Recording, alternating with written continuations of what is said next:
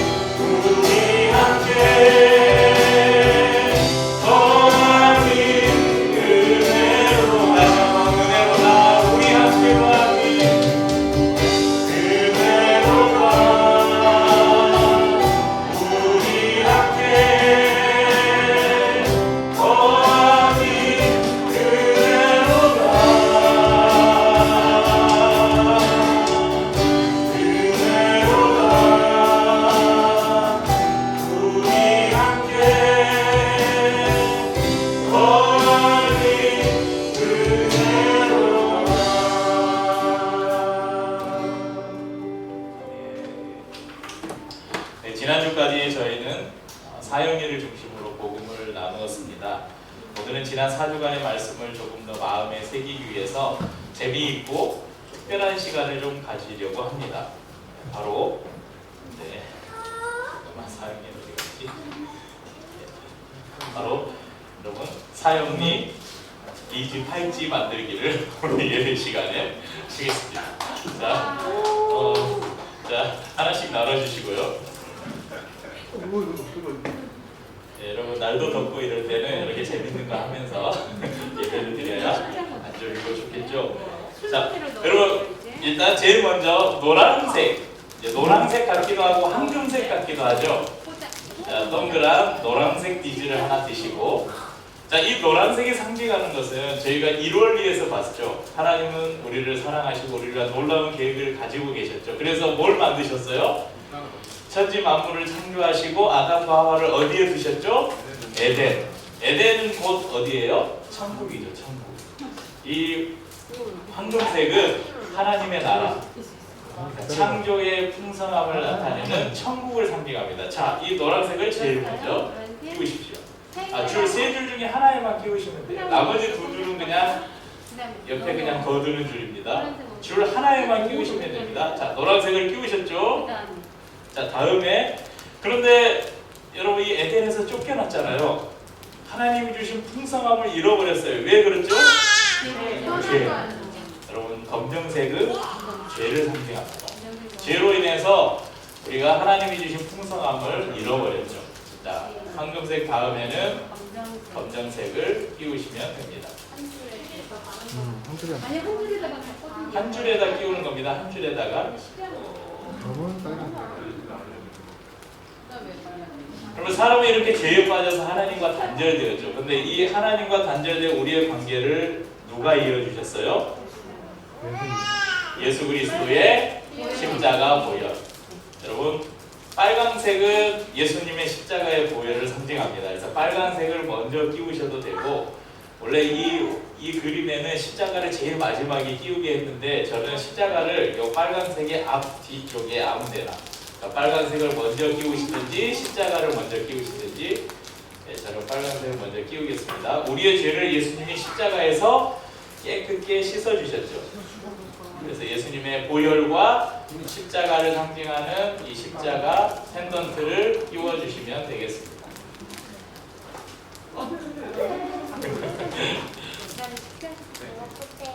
여러분 십자가에서 우리의 죄가 어떻게 됐죠?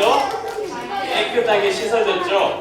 하얀색은 예수님이 우리의 죄를 깨끗하게 씻어주시고 구원해 주셨음을 의미합니다. 다음은 하얀색을 끼워주시고요. 구멍이 작은 게 있지. 그거 어디 저기 뭐야? 그거 가지고 와서 클립 하나 가지고 와서 뚫으면 돼. 자, 마지막입니다. 우리가 예수 그리스도로 인해서 이제 우리가 하나님의 풍성함을 다시 찾게 됐죠. 그래서 우리는 하나님 안에서 늘 하나님께로 자라가게 됩니다. 이 녹색은 우리가 하나님 안에서 자라가는 우리의 삶을 의미합니다. 마지막에 녹색을 끼우십시오. 네, 여러분 비즈를 다시 한번 보시고, 황금색은 하나님의 나라 천국, 네, 우리를 위해서 하나님께서 계획해 놓으신 풍성한 삶. 검정색은 그것을 무엇 때문에 빼앗겨 버렸죠? 죄 때문에 빼앗겨 버렸죠. 그런데 그 죄를 해결할 유일한 분 예수 그리스도께서 오셔서 십자가에서 피를 흘려주셔서 우리를 하얀색 깨끗하게 해주셨습니다. 그리고 이제 우리에게 다시 풍성한 삶을 회복시켜 주시고 하나님 안에서 우리가 자라갈 수 있도록 하셨습니다. 그것이 오늘 저희가 만든 이 사형의 비즈입니다. 이거 차고 다니시면서 아니면 만들어서 어디 걸어 놓으시고 항상 보시면서 하나님의 나라, 죄, 십자가의 보혈, 정결함, 그리고 하나님 안에서 자라감, 이렇게 생각하시면 되겠습니다. 재미있으시죠? 이제 안 잊어먹겠죠? 호랑이한테 걸어주려고? 그래. 네. 자, 그러면 이제 저 마무리하는 거 지금 하지 마시고요. 이제 잠시 내려놓으시고 말씀을 이어가도록 하겠습니다. 이 사형리 후반에 보면 여러분들 사형리 책자를 가지고 계신지 모르겠지만 사형리 사원리가 끝난 다음에 14페이지에 보면 이런 말이 있어요. 그리스도인의 성장을 위한 권면. 이제 우리가 예수 그리스도를 주님으로 영접하고 예수 그리스도 안에서 구원을 받은 성도가 어떻게 살 것인가 몇 가지 권면이 있는데, 첫째, 날마다 하나님께 기도하십시오. 둘째, 하나님의 말씀인 성경을 날마다 읽으십시오. 셋째, 하나님께 항상 순종하십시오. 넷째, 말과 행동으로 그리스도를 증거하십시오. 다섯째, 지극히 작은 일까지도 하나님께 맡기십시오. 여섯째, 성령께서 당신의 일상생활을 주관하게 하고 능력을 받아 그리스도의 증인이 되십시오. 자, 그런데 이 권면이 이제 막 예수님을 믿은 그 사람에게만 주는 권면입니까? 혹시 신앙생활을 저만 해도 91년에 예수님을 처음 만났으니까 벌써 몇 년이에요? 30년이 지났나요? 30년이죠. 30년 신앙생활 했는데 방금 이 6가지 제가 읽어드린 이대로 살고 있습니까? 물어보면 솔직히 예라고 대답을 못하겠어요. 나머지 저만큼 아니면 저보다 뭐 조금이든 뭐 더든 신앙생활 하시는 우리 성도님들은 어떻습니까? 방금 제가 말씀드린 이 권면, 6가지 권면에 예, 저는 그렇게 지금 살고 있습니다, 이렇게 답할 수 있는 분이 계신가요? 그래서 오늘 이 권면은 처음 예수님을 믿는 분들뿐만 아니라 신앙생활을 하고 있는 우리 모두들도 다시 한번 점검해야 될 권면이 아닌가 생각합니다. 자, 그리고 마지막 장에 이런 글이 있습니다. 사형리 마지막 장에는 교회를 잘 선택하여 출석하는 일은 매우 중요합니다. 바로 이 주일부터 시작하여 그리스도를 영화롭게 하고 하나님의 말씀을 올바로 전하는 가까운 교회에 나가서 목사님의 지도를 받으십시오.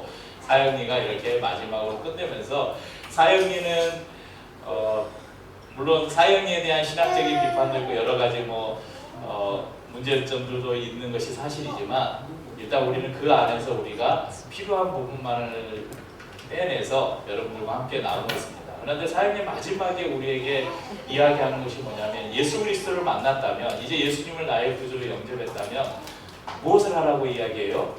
교회에 출석하라고 이야기를 해요.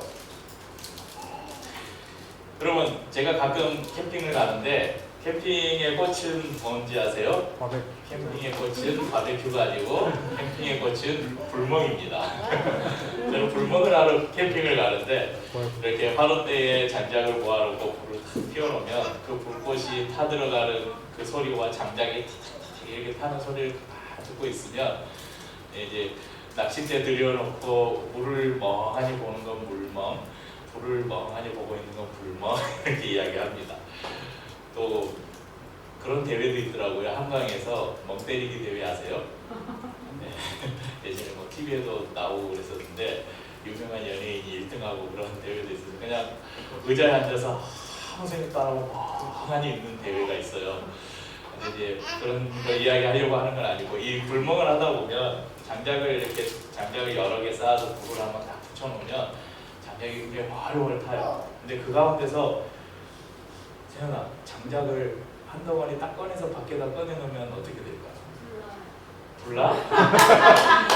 아니, 바닥에, 돌바닥에 진짜 꺼져버리겠지.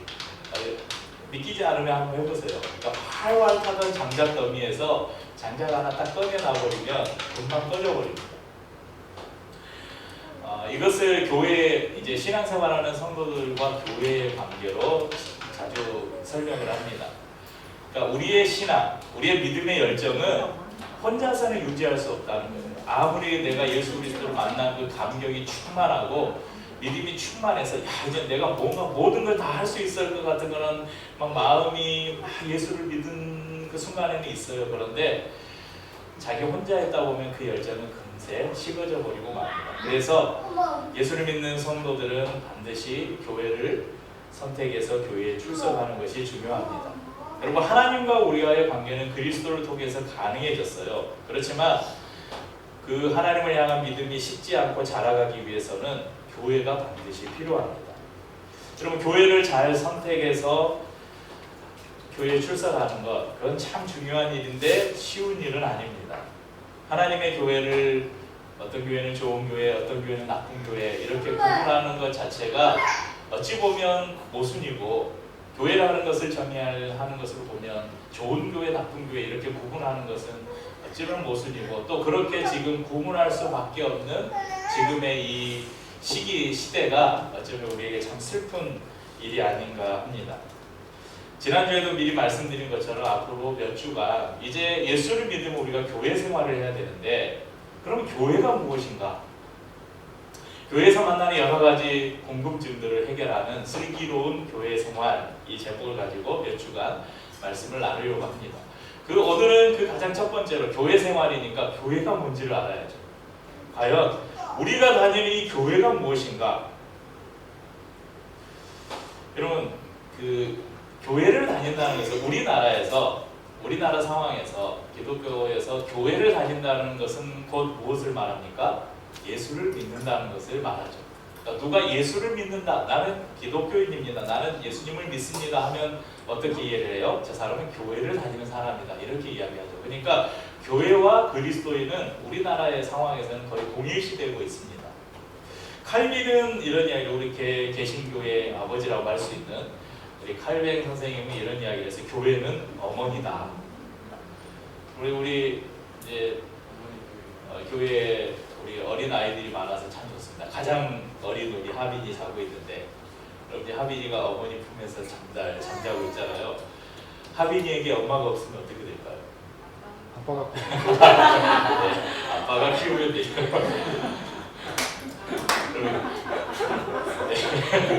교회가 어머니라 이 말은 아기에게 엄마가 없으면 이 아기가 온전하게 자랄 수 없듯이 성도에게 있어서 교회는 어머니와 같은 존재라는 거예요. 그러니까 떨어져서는 살 수 없고 자라날 수 없는 곳이 교회다, 이렇게 이야기를 했습니다.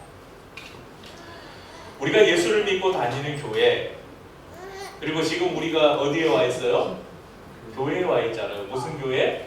기류의 교회에 와 있잖아요. 그러니까 교회에 와 있는데 이 교회가 무엇인가? 성경은 교회를 어떻게 이야기하고 있는가? 그래서 우리가 성경이, 말씀이 가르쳐주는 교회를 우리가 조금 더 잘 이해한다면 우리가 어떤 교회가 좋은 교회인지를 우리가 좀 분별할 수 있겠죠. 여러분, 교회를 의미하는 여러 단어들이 있어요. 히브리어로는 카할, 에다 이런 말이 있고, 헬라어에서는 에클레시아, 시나고게, 데모스, 불레, 오이코스 이런 단어들이 있습니다. 오늘 이 가운데 신약 성경에서 가장 많이, 교회를 번역할 때 가장 많이 사용되는 헬라어가 바로 에클레시아라는 단어입니다. 이 에클레시아를 중심으로 교회가 어떤 것인지 나누도록 하겠습니다. 자주 말씀드렸습니다. 에클레시아가 뭐에 합성어라고 혹시 기억나시는 분 있나요? 에크라는 전치사, 밖으로라는 에크라는 전치사와 칼레오라는 불러내다, 이 두 개가 합쳐진 합성어가 바로 에클레시아입니다. 그러니까 어원의 의미로 보자면 밖으로 불러냄을 받은 사람, 이렇게 이해할 수 있습니다. 근데 여러분, 이 에클레시아라는 이 용어는 교회에서 먼저 사용된 용어가 아니에요. 이 에클레시아는 기원전 4세기에서 5세기 사이에 이 그리스 아테네의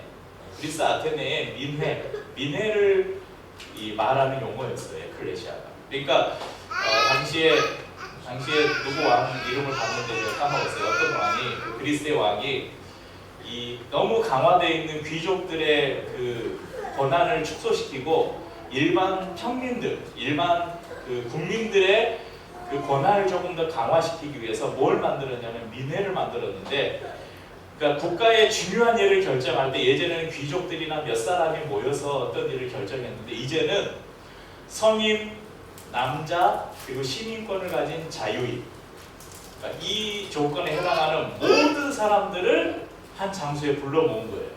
그래서 그 안에서 모두가 평등한 투표권을 가지고 의사를 표현해서 어떤 일을 결정하는 그 모임, 그 민회의 이름이 바로 에클레시아였습니다. 그러니까 오늘날에 여러분, 우리의 직접 민주주의 있잖아요. 직접 민주주의의 시작이 어디냐면 에클레시아였어요. 자, 이렇게 사용되던 에클레시아가 어떻게 교회를 의미하는 용어가 되었는가? 여러분, 이것은 중요한 결정을 위해서 사람들을 밖으로 불러낸 거예요. 어떤 건물 안으로 불러낸 게 아니라 집 안에 있던 사람들을 건물 밖으로 어떤 그 넓은 공간을 정해서 그곳에 사람들을 모은 거예요. 불러서. 그래서 이것이 교회로 왜 어떻게 바뀌었냐? 교회는 뭐예요? 밖으로 불러냄을 받은 사람들의 모임이에요. 어디에서? 세상에서. 사단이 지배하는 세상에서 하나님의 나라로 불러냄을 받은 사람들의 모임이다. 그래서 이것이 마치 당시 민의 사람들을 밖으로 불러내서 모았던 에클레시아와 같다. 그래서 에클레시아를 교회를 표현하는 용어로 사용을 했다는 것입니다. 차이가 있다면 이 아테네의 에클레시아는 이 국가의 중요한 일을 결정하기 위해서 성인, 남자, 시민권을 가진 자유인만이 참석할 수 있었어요. 그런데 여러분, 에클레시아는 어떻습니까? 에클레시아는 남자, 여자, 어른, 아이, 자유자, 종, 이방인, 유대인 아무 상관없이 모든 사람이 다 모일 수 있는, 그리고 그 모든 사람이 평등한 권리를 가진 그곳이 어디냐면 바로 교회를 의미하는 에클레시아입니다. 여러분, 에클레시아 다시 한번 정의해 봅시다. 뭐라고요? 밖으로 불러냄을 받은 사람들의 모임. 자, 여기에 건물적인 요소가 있습니까? 어떤 조직이나 위계 질서가 있습니까? 전혀 그렇지 않습니다. 그런데 이 교회의 의미가 중세시대를 거치면서 이 공공 건물이나 집회 장소, 공공 집회 장소를 의미하는 바실리카, 이 의미로 변해갔고요. 이것이 독일로 건너가면서 키르케라고 하는 건물을 의미하는 어떤 집회나 집단을 의미하는 그런 교회의 의미로 변해갔습니다. 그리고 여기에서 바로 철치, 오늘날의 영어 단어에 교회를 의미하는 철치가 있죠. 여기에서 그 단어가 파생됐어요. 교회는 에클레시아일까요? 아니면 바실리카나 키르케일까요? 이 질문은 이렇게도 말할 수 있습니다. 성도들의 모임이 교회일까요? 건물이 교회일까요? 그러니까 이 교회의 용어를 우리가 잘 이해하면 교회가 뭔지 우리가 분명하게 알 수 있어요.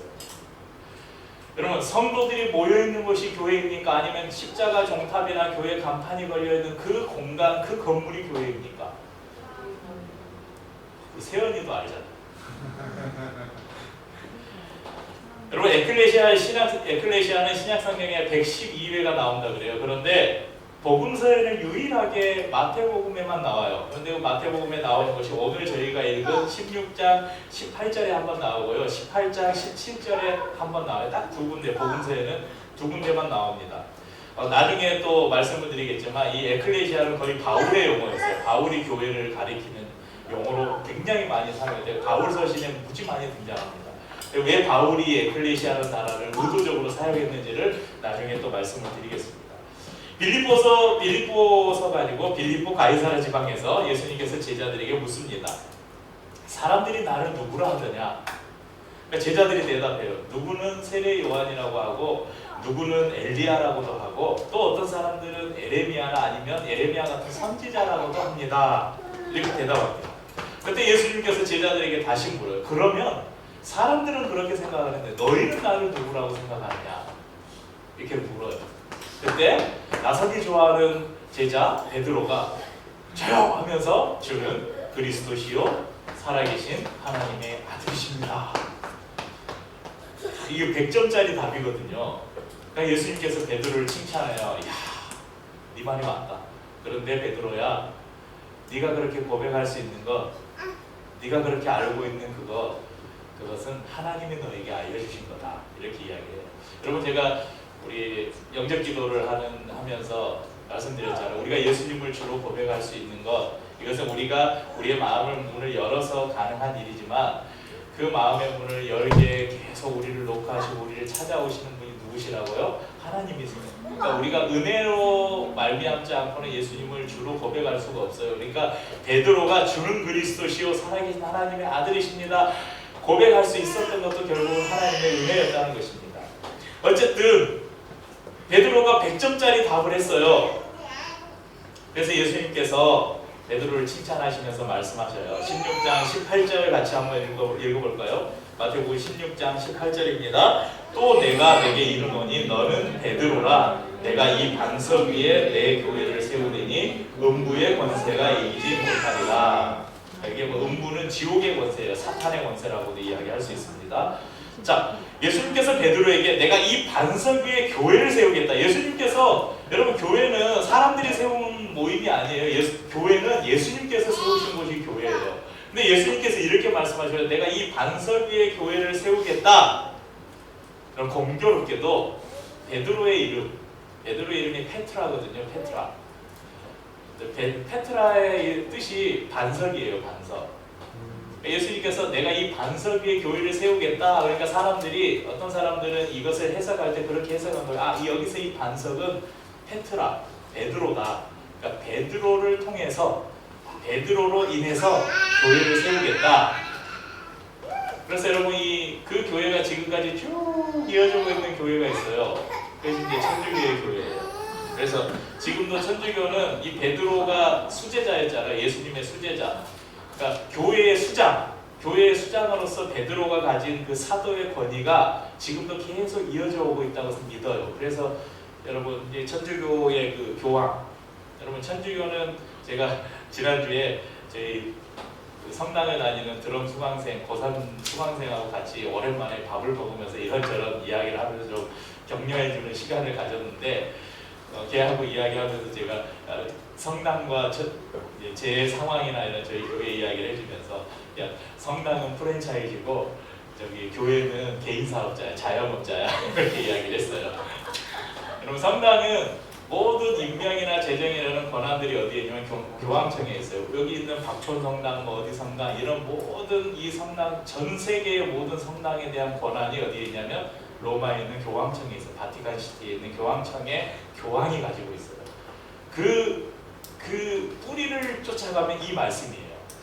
교황이 가지고 있는 권위의 뿌리가 지금 예수님께서 베드로에게 이 반석 위에 교회를 세우겠다. 그래서 너에게, 그 다음에 읽지는 않았지만 뭐래요? 내가 천국 열쇠를 내게 주리니 내가 땅에서 무엇인지 매면 하늘에서도 매일 것이요 내가 땅에서 무엇인지 풀면 하늘에서도 풀리리라. 베드로에게 이런 막강한 권한을 주셨다고 믿는 거예요. 그러더라고, 이 말씀은 그렇게 해석을 하면 안 되는 말씀입니다. 자, 이 말씀, 오늘 베드로 위에 교회를 세우겠다, 반석 위에 교회를 세우겠다라는 이 말씀을 이해하기 위해서는 그 이전의 상황을 봐야 돼요. 그 이전에 어떤 상황이 나옵니까? 예수님께서 베드로에게 묻자를 너는 나를 누구라 생각하느냐? 주는 그리스도시요 살아계신 하나님의 아들이십니다. 이렇게 고백할 수 있는 것, 하나님께서 그에게 주신 은혜라고 말씀드렸죠. 그러니까 예수님께서 하신 말씀은, 야 베드로야, 너가 정답을 말했다. 내가 너에게 이 반석 위에, 널 위해, 너를 통해서 내가 교회를 세우겠다, 이 말씀이 아니라 주는 그리스도시요 살아계신 하나님의 아들이라는 그 너의 신앙 고백 위에 내가 교회를 세우겠다, 이 말씀인 것입니다. 그래서 교회, 에클레시아가 무엇인가? 여러분, 그리스도라는 말은 구원자, 정확히 말하면 기름 부음 받은 사람, 기름 부음 받은, 구약에 이제 기름 부어서 세우는 세 가지 직분이 있었어. 왕이나 제사장, 선지자. 이것은 이렇게 기름을 붓는 의식을 통해서 세우신 하나님의 사역자들이었어요. 그런데 기름 부음을 받았다, 그리스도다, 이 말은 구원자라는 의미를 담고 있습니다. 그러니까 예수 그리스도가 나의 구원자이시다, 예수 그리스도가 하나님의 아들이다, 이렇게 고백하는 사람들이 모인 곳, 그곳이 바로 뭐라고요? 교회라는 것입니다. 여러분, 교회는 건물이 아닙니다. 여러분, 교회의 주인은 목사나 장로가 아니에요. 교회는 여전도회나 남전도회나 재직회나 공동의회의 조직이 아닙니다.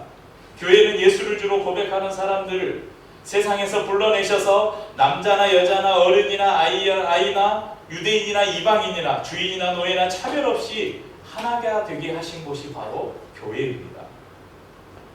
여러분, 집을 지을 때 모래 위에 짓습니까? 반석 위에 짓습니까? 당연히 반석 위에 짓죠. 좋은 교회, 튼튼한 교회는 어떻게 지어진 교회일까요?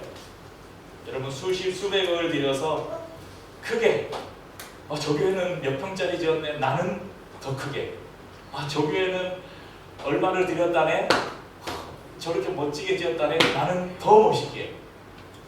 한국 교회가 요즘에 교회 건축을 하는데, 야, 누가 더 크고 누가 더 멋있나, 이 마치 자랑하는 듯한, 그래서 누가 건축비를 많이 썼나 이걸로 경쟁하는 듯한 참 한국 교회가 된 것 같아서 참 마음이 아픕니다. 멋진 음향과 화려한 조명, 수준 높은 찬양팀들이 있는 교회, 여러분 그런 교회가 좋은 교회입니까? 영적 카리스마를 가지고 다 한마디 하면 성도들이 막 자지러졌다가 또 주여 하면 또 막 눈물 펑펑 흘리고 하는 그런 카리스마를 가진 목사님이 있는 교회가 좋은 교회입니까? 경제적으로 힘이 있고 사회적으로 영향력이 있는 사람들이 많이 다녀서, 야, 내가 그 교회 가면 내가 이렇게 인맥을 넓혀가고 그래서 내가 좀 더 이렇게 사회생활하는데 도움을 얻을 수 있고, 그런 교회가 좋은 교회입니까? 여러분, 이런 교회 중에 좋은 교회가 있을 수도 있지만 이런 것들이 좋은 교회의 기준은 절대 될 수 없습니다. 좋은 교회는 끊임없이 예수 그리스도가 나의 구주시며 하나님의 아들이라는 분명한 신앙 고백이 있는 교회, 그 안에서 모든 성도들이 평등한 권한을 가지고 하나님을 예배하고 하나님께서 각자에게 주신 은사를 통해서 교회를 세우고 세상을 섬기는 교회, 그 교회가 좋은 교회입니다. 요즘 많은 사람들이 교회를 선택하는 기준이 무엇입니까? 그 교회 건물은, 우리 애들 생각이 나네요. 예전에 교회 개척한다고 하니까 편의점 2층에 있는 그런 교회는 하지 마세요. 우리 윤서가 그랬어요. 편의점 2층에 있는 교회가 뭐냐면, 교회들이 대부분 상가 건물에 있잖아요. 그러니까 얘가 어디 편의점 2층에 있는 상가 교회를 봤나 봐요. 그러니까 저희가 그동안 다녔던 교회는 대부분 독립된 따로 건물을 가진 교회였거든요. 근데 대부분 요즘에 개척 교회들이 다 상가 임대해가지고 한 칸 빌려서 하잖아요. 그러니까 윤서가 그때는 많이 어렸었죠. 그런 교회를 하지 말라고 제가 개척한다고 하니까 그런 이야기를 했던 기억이 있습니다. 그 교회는 독립된 건물이 있습니까? 건물 크기는 어떻습니까? 주차장이나 교회 시설은 좋나요? 유아실은 잘 갖춰져 있습니까? 주일학교 프로그램은 좋나요? 거기 조금 인맥을 쌓을 만한 경제적으로, 사회적으로 이렇게 좀 명망 있는 사람들이 많이 다니나요? 우리 미혼 남녀들은 또 관심이 가요. 거기 예쁜 자매들 만나요? 멋진 청년들 만나요? 형제들 많이 있나요? 저기 용산에 있는 모 교회는 그런 목적을 가지고 교회를 가는 많은 사람들이 있었어요, 실제로. 네. 저는 찬양의 은혜를 많이 받는데 그 교회 찬양팀은 괜찮나요? 목사님 또 이게 중요한, 목사님 설교 좋나요? 교회를 선택하는 대부분의 조건이 내가 필요한 것을 충족시켜 줄 수 있는가, 이것을 바라고 교회를 선택해요. 근데 여러분, 왜 우리는 교회를 선택할 때 그 교회는 바른 신앙 고백과 바른 말씀 선포가 있습니까? 그 교회는 건물이나 조직이 아니라 성도들을 중심으로 운영되는 교회입니까? 그 교회는 하나님이 주신 사명들을 충성스럽게 감당하고 있습니까? 그 교회는 나를 필요로 합니까?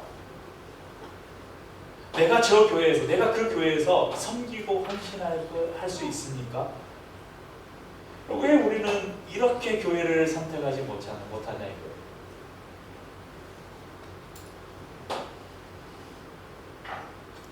그러니까 많은 사람들이 첫 번째 이야기한 그런 기준을 가지고 교회를 선택하다 보니까 큰 교회는 계속 커지고, 정말 여러분, 목사가 되기 위해서 어떤 사람들은 저기 이단이나 이름 없는 그 군소교단들에서는 6개월 코스, 1년 코스, 속성 코스 해가지고 1년만 6개월, 1년 다니면, 신학교 다니면 목사 안수 주는 그런 교단들도 있긴 하지만, 그래도 한국교회의 정통 교단이라고 한다면 목사가 되기 위해서 여러분 4년제 대학을 졸업해야 돼요. 4년제는 신학대학을 다녀도 되고 일반 대학을 다녀도 돼요. 근데 4년제 학위가 있어야 돼요. 그러면 3년 동안 신대원을 다녀야 돼요. 신학대학원을 다녀야 돼요. 7년이죠. 신학대학원을 졸업한 그 다음 해에 뭐 교단마다 조금 용어가 다르지만 저희 합동교단은 그렇지만 강도사 고시라는 걸 봐요. 굉장히 어려운 시험입니다. 강도사라는 것은 강단에서 강도, 설교를 할 수 있는 권한을 얻을 수 있는 그 자격을 주는 거예요. 그 강도사 고시를 신학교를 신대원을 졸업하고 1년 후에 봅니다. 그 시험에 합격하면 1년 후에 목사고시를 또 봐야 돼요. 목사고시는 이제 노예에서 보는 건데 약간의 이제 형식적인 시험이에요. 이제 우리 노예 이제 목사로 받아들이기 위해서 신학이 좀 건전한가, 한마디로 정말 잘 듣고 순종할 준비가 돼 있는가, 뭐 이런 거 인터뷰하고 하는. 어쨌든 1년의 시간을 더 거쳐니까 4년, 3년, 1년, 1년 정상적으로 코스를 거치면요 9년을 공부를 하고 준비를 해야 목사가 돼요. 여러분 그렇게 준비를 해서 이 땅에 신학교에서 얼마나 많은 졸업생들이 배출이 돼요. 그 사람들이 강도사고시를 보고 목사고시를 보고 목사 안수를 받았어요. 그래서 어느 교회에서 부교육자 저처럼 10몇 년 동안 부교육자로 사역을 할 수도 있겠지만 어떤 사람은 내가 정말 하나님이 원하시는 교회를 꿈꾸면서 내가 정말 좋은 교회, 건강한 교회를 세워보겠다고 있는 돈 없는 돈 다 끌어모아서 상가 얻어가지고 인테리어 다 하고 십자가 달고 다 준비해서 예배 드리는데 뭐 큰 교회에서 이렇게 지원해가지고 분리 개척하면 모르겠어요. 막 개척 멤버들이 뭐 20, 30명 이렇게 따라올 수도 있지만 저처럼 맨 땅에 헤딩으로 개척한 사람들은 가족들 3명, 4명 놓고 예배 드리는 거예요. 저희가 그랬어요. 저희가 첫 예배 드릴 때는 엄청 많이 왔죠. 저희 첫 예배라고 여기저기서 봐가지고 한 60명 모인 것 같아요. 근데 원래 이제 첫 예배를 그 예배를 준비하기 전주에 저희가 이제 한마디로 리허설 같은 예배를 드릴 때, 그리고 그 다음 주부터 예배를 드릴 때는 한 분, 두 분 오신 분도 있었지만 제가 앞에서 지금처럼 찬양인도 하고 설교하고 건반 치고 카운 치고 PPT 하면서 싱하고 저희 4명이서 예배를 드렸어요. 근데 여러분 이렇게 참 기적 같은 일이에요. 저는 이럴지 몰랐거든요. 여러분 많은 사람들이 꾸면서 교회를 개척해요. 그런데 실상은 어떻습니까? 사람들이 개척교회 가요? 안 가요. 거기 가면 내가 헌금 많이 해야 될 것 같아서, 거기 가면 내가 청소도 해야 되고 뭣도 해야 되고 내가 힘들 것 같아서 안 가요. 큰 교회 가면 왔는지 안 왔는지도 모르게 조용히 들어가서 가면 또 얼마나 좋아요. 주차장 탁 떼있고 막 주차 안내원들이 막 이를 가르고 하면 막 처음부터 초신자 오면 또 딱지도 붙여줘요. 그래가지고 제일 좋은 자리에 탁 주차하고 교회도 제일 좋은 자리에 딱 새신자 해가지고 딱 거기 앉혀주고 예배 끝나면 막 식당에 안내해서 식사하세요 막 그리고 얼마나 잘 섬겨줘요. 아이들 그냥 주일학교에 맡겨놓으면 주일학교에서 막 재밌게 막 찬양하고 막 율동하고 게임하고 하면서 애들 그냥 신경 안 써도 잘 예배드리고 그러면서 시원한 에어컨 바람에 앉아서 좋은 음향과 찬양 들으면서 좋은 말씀 듣고 이렇게 아멘 하고 오면 얼마나 좋아요. 사람들이 그런 교회를 찾죠. 개척교회, 여러분 우리나라의 그 한 해에 개척되는 교회가 100여 개라고 한다면 3년 내에 문을 닫는 교회가 90개입니다. 그러니까 100개의 교회 중에 3년을 넘기는 교회가 10개도 안 돼요. 저희 교회가 그런 교회라니까요. 100개 중에 10개. 상위 10%예요. 상위 10%에게. 네, 여러분 이게 현실입니다. 여러분 이제 성도님들이 잘 모르시겠지만 우리가 목사고 교회 개척이나 이런 사역자를 구하고 그러니까 교회 이런 그 벼룩시장 같은 기독교의 벼룩시장 같은 사이트들이 있어요. 거기에 보면 정말 많이 올라요. 교회 매매합니다. 교회 뭐 넘깁니다. 새로 오실 교육자를 구합니다. 이런 교회가 수도 없이 많아요. 이런 현실에 우리가 살고 있습니다. 그런데 성도들이 교회를 정하고 교회를 선택하면서 조금 우리가 좀 시간을 다르게 해서 교회를 우리가 선택한다면, 그래서 큰 교회에서 큰 교회로 이렇게 수평이동, 작은 교회에서 큰 교회로 이렇게 성도 빼앗아가고 이런 거 말고 정말 성도들이 내가 어디 교회를 가면 정말 하나님께서 나에게 주신 은사들을 가지고 하나님의 교회를 잘 섬길 수 있을까? 그런 고민을 하면서 교회를 선택한다면 그래도 이 땅의 교회들이 100개 개척해서 90개 문 닫는 일은 없지 않을까? 그런 생각을, 그런 안타까움을 가집니다. 어찌됐든 어디까지 여러분 지난주에 그 바이블 클래스 에레미야서를 공부하면서 그런 강의 가운데 그런 내용이 있었잖아요.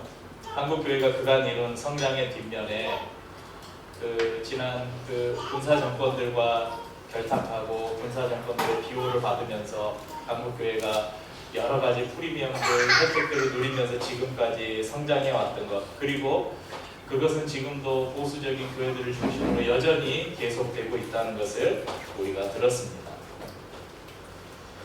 교회가 돈과 결탁하고 권력과 결탁하고 부흥이라는 타이틀 뒤에 자신들의 욕망을 감추고 겉으로는 화려한 듯 하지만 속으로는 썩고 병들어가고 있습니다. 교회에 대한 신뢰는 바닥을 치고 있고 목사는 사기꾼과 동급으로 취급을 받고 있는 그런 시대에 살고 있습니다. 그럼 제가 어디 가서 목사라고 말을 못해요. 왜냐하면 사기꾼이라고 그럴까. 성도들은 어디 가서 여러분 어디 가서 교회 다닌다고 자신 있게 말을 못하죠.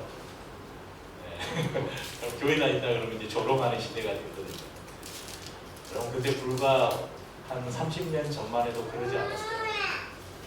불과 3, 40년 전에는요, 교회 다닌다고 하면 저 사람은 믿을만한 사람이라고 생각했어요. 교회 다니는 것이 저 그리스도인입니다 하면 묻지도 않고 보증 뭐 그런 것도 필요 없이 돈을 빌려주는 시대였어요.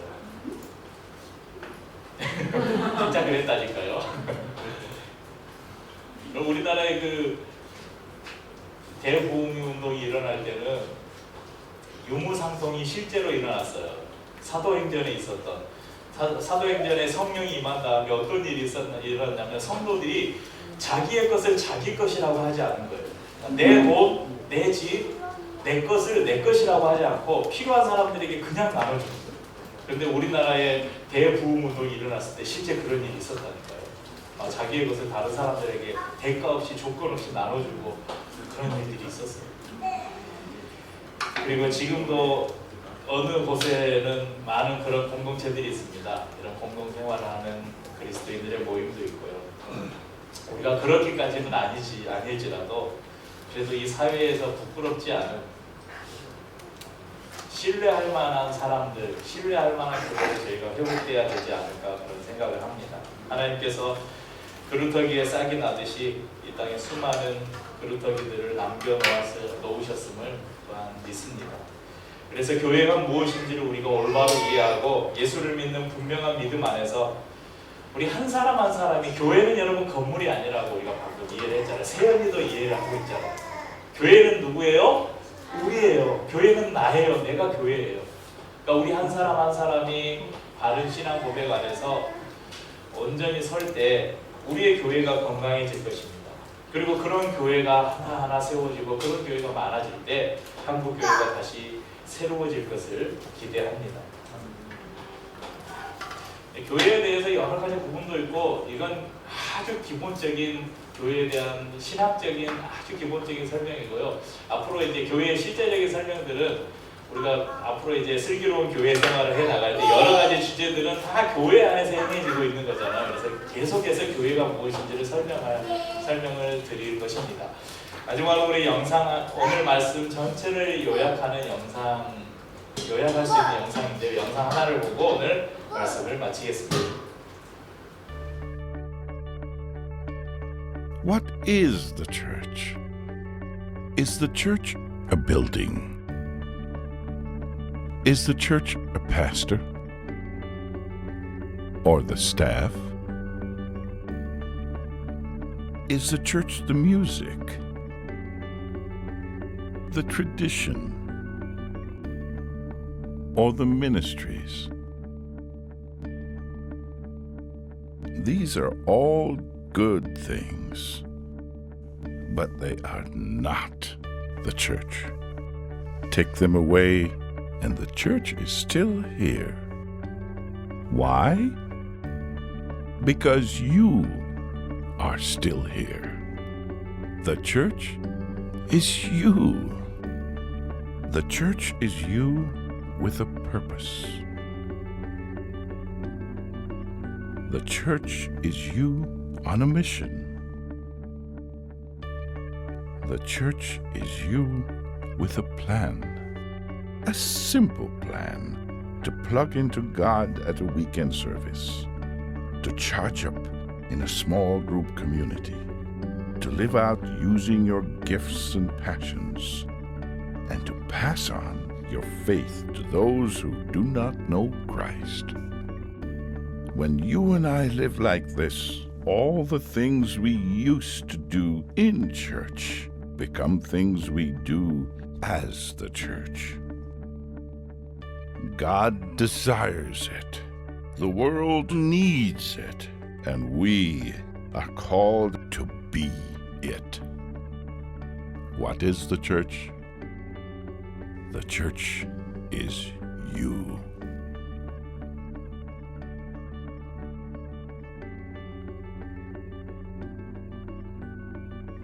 우리 이런 교회가 되기를 소망하면서 우리 사용하소서.